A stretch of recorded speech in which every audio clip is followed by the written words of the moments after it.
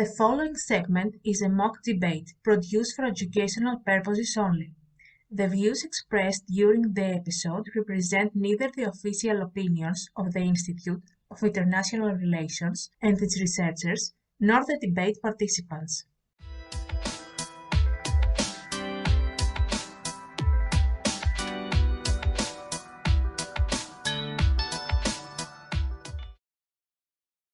Hello everybody, I'm Panagiota Chatzilymperi and I welcome you all to Podcast.IA, the podcast of the Center for Russia, Eurasia and Southeastern Europe of the Institute of International Relations.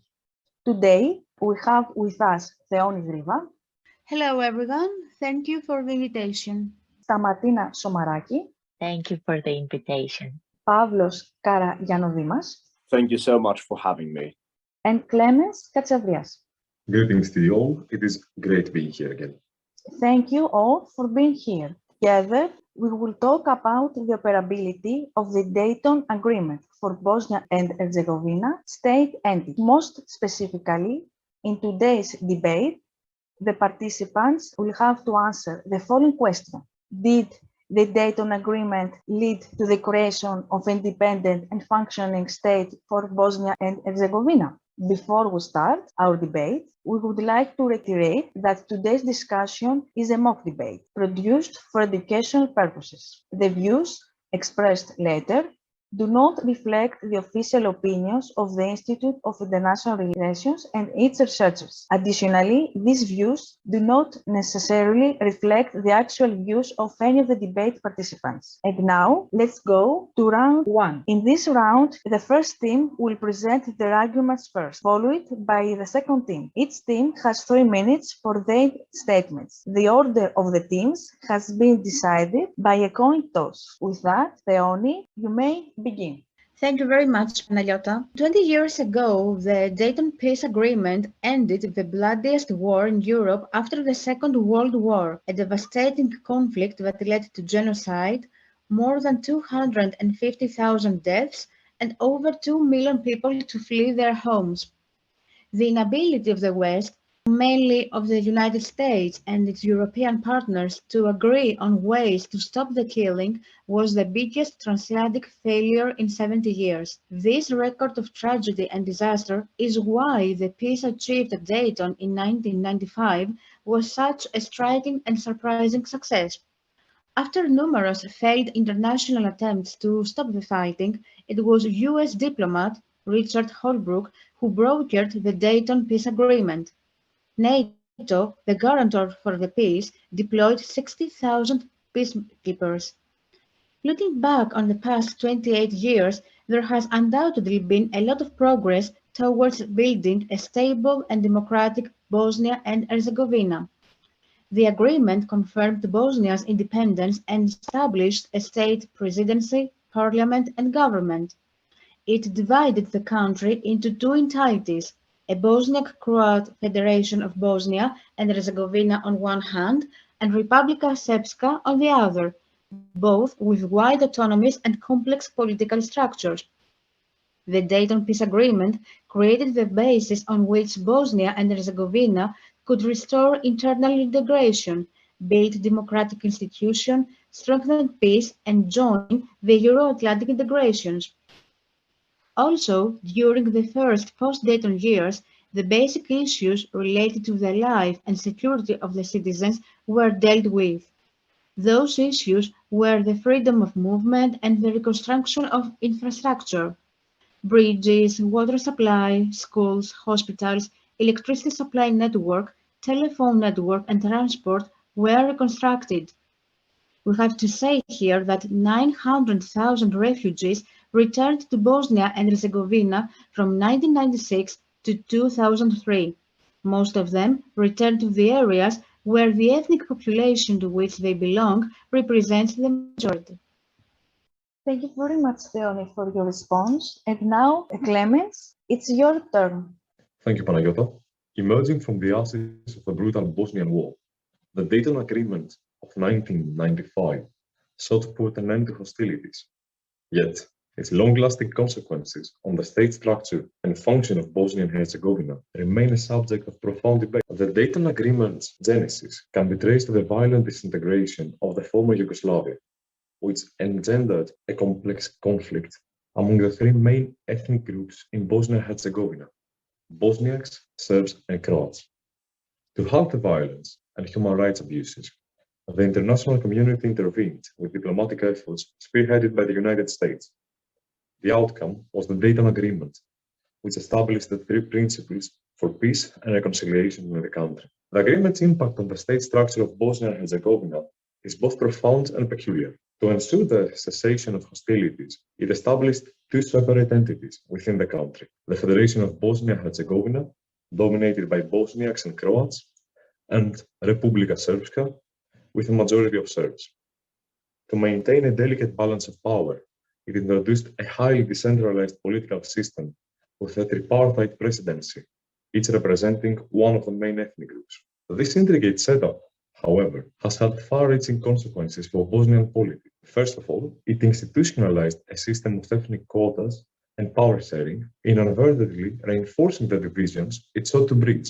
It has also fostered a dysfunctional bureaucracy with multiple layers of government, numerous ministries, and a surplus of public officials, resulting in inefficiency and corruption. Consequently, the country has struggled with slow economic growth, high unemployment, and the lack of decisive action on pressing issues such as EU accession. It can, therefore, be argued that the Dayton Agreement is not a functional solution for Bosnia and Herzegovina in the long run. The power-sharing agreement and the complex bureaucracy have hindered the development of cohesive national identity and stymied the growth of a unified and effective political system. The agreement's focus on ethnicity has perpetuated divisions and deepened mistrust among communities, fostering an environment where nationalist rhetoric can thrive. Additionally, it cemented a cumbersome state structure that continues to impede Bosnia and Herzegovina's progress and integration into European and global political landscapes. Thank you very much, Klimis, for your response. This concludes round one of our debate. Let's begin with round two. Stamatina, you may begin. Thank you very much, Panagiota. What could be said for Dayton's agreement is that it is not being implemented due in part to structural problems inherent in the treaty itself. One of Dayton's agreement flaws is its failure to address one of the primary causes of the wars in Yugoslav dissolution, which was the inability of Yugoslavia's economic and political structures to provide economic growth, prosperity, and free political expression. This politico-economic system, notorious for capital destruction, proved unable to create a self-sustaining economy in resource-rich Yugoslavia. The resulting problems created fertile ground for nationalist extremists such as Slobodan Milosevic to exploit. The Titoist economic, political, and legal system, which placed all economic, political, and legal power in the hands of one ruling political party, remains in place relatively unchanged. In addition, today's Bosnia and Herzegovina consists of three de facto monoethnic entities, three separate armies, three separate police forces, and the national government that exists mostly on paper and operates at the mercy of the entities. Ethnic leaders continue to support the separate existence of this illegal three-entity system. Indicted war criminals remain at large. Nationalist political parties, including many of those responsible for the war in the first place, remain securely in power throughout the country. Thank you very much, Stamatina, for your response.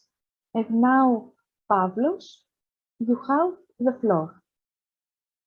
Thank you very much. As it has been said before, the Dayton Agreement is of instrumental value to the whole situation that persists today in the region of Bosnia and Herzegovina. But in order to say whether or not it was effective, we should know the basic details of it.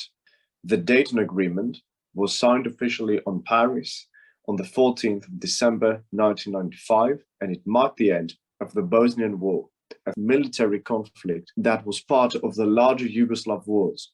And this agreement split the country into two states, the Federation of Bosnia and Herzegovina and the Republic of Srpska, which created the state of Bosnia and Herzegovina, forbidding any separations from the state unless they follow legal due process.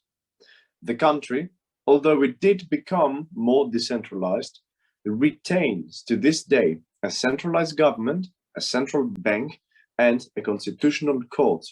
This is a crowning achievement of the Dayton Agreement, which took the necessary steps towards rebuilding the country after being torn apart from a deadly conflict that cost many lives. It created the necessary environment that allowed the two sides to find a solution without having to further this bloody conflict or separate them into two different states, which would have been impossible should one consider the geography of the two states.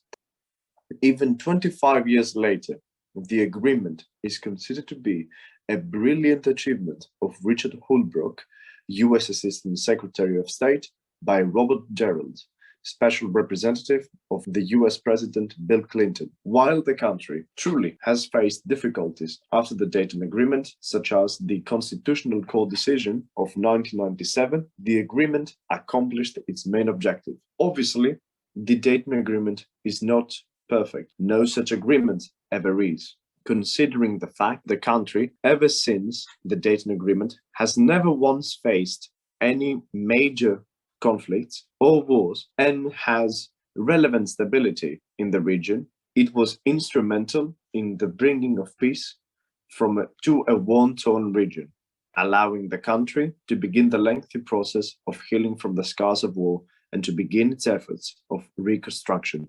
Thank you. Thank you very much, Pavlos, for your response. And round 2 has now ended. We have reached the last part of our debate. In round 3, each team has the opportunity to refute and respond to the other side's argument. Pavlos and Theoni, you have 3 minutes.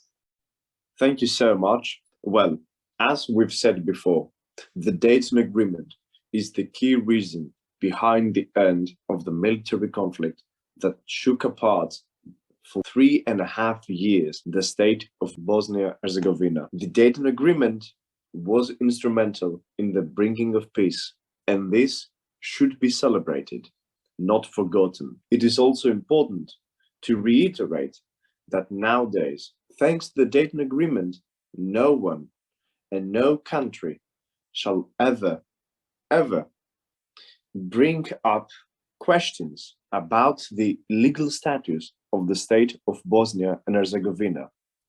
The Dayton Agreement has kept the integrity and the international legal status of the state of Bosnia and Herzegovina intact. And now I give the floor to my partner, Theoni. Thank you, Pavlos. As my partner said before, the Dayton Peace Agreement isn't perfect, and no agreement ever is. But in this case, we have to see several important implications that this agreement enabled.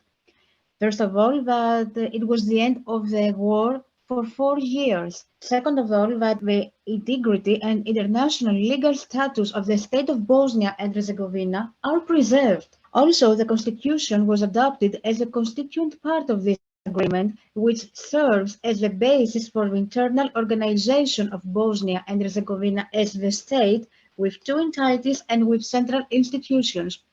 And last but not least is the fact that the protection of human rights was established according to this international standard. Thank you very much.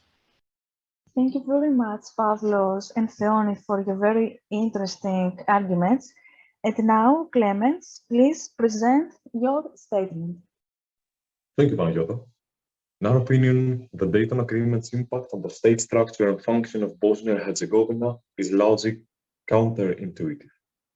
However, and giving credit where it is due, it undoubtedly brought peace and stability to a war-torn country. Simultaneously, though, it set the stage for a convoluted and inefficient political system that has hamstrung the nation's progress, and the people of Bosnia Herzegovina deserve far more than peace. A functional solution for Bosnia Herzegovina's future must address these structural issues and promote a shared vision for all its citizens, transcending ethnic divides. Only then can Bosnia Herzegovina emerge as a prosperous, integrated, and harmonious nation-state. This task is without any doubt anything but easy. But if it were to succeed, the legacy of Yugoslavia as a utopian state-building project will be redeemed, if only to a limited extent, providing the peoples of the Balkans with a truly multi-ethnic, harmonious state they deserve to look up towards. And with that, I give the floor to my partner, Stamatina, to conclude. Thank you, Clemens. In a quarter of a century, no meaningful reconciliation between the former combatants have been achieved. One of the accord's consequences was the emergence of Republika Srpska, which did not exist before the war. Today, the Serb entity is a state within a state, blocking the Euro-Atlantic path for the Federation of Bosnia and Herzegovina and destabilizing the country in many ways. Policymakers should apply the lessons of Bosnia to Bosnia, creating new political will to enable the international community and Bosnians to work together to construct a viable, prosperous, and peaceful future for all citizens, regardless of nationality or religious background. Thank you very much for your very interesting response to the above arguments. And with that, round 3 and the 4, our debate is over. We hope that our listeners have learned more about the operability of the Dayton Agreement for Bosnia and Herzegovina. Thank you to all 4 of our debate participants for your arguments. Theoni, Griva. Thank you, Panagiota, for the great hosting, and thank you for the chance to be with you again. Stamatina, Somaraki. Thank you very much for the discussion. Klimis, Katsiavrias. Thank you for the amazing debate, and thank you all for listening. And last but not least, Pavlos, Karagiannodimas. Thank you once again for a wonderful conversation. And thank you all for tuning in. You can find more about the Center for Russia, Eurasia, and Southeastern Europe in the description box. Have a great day and see you in the next episode.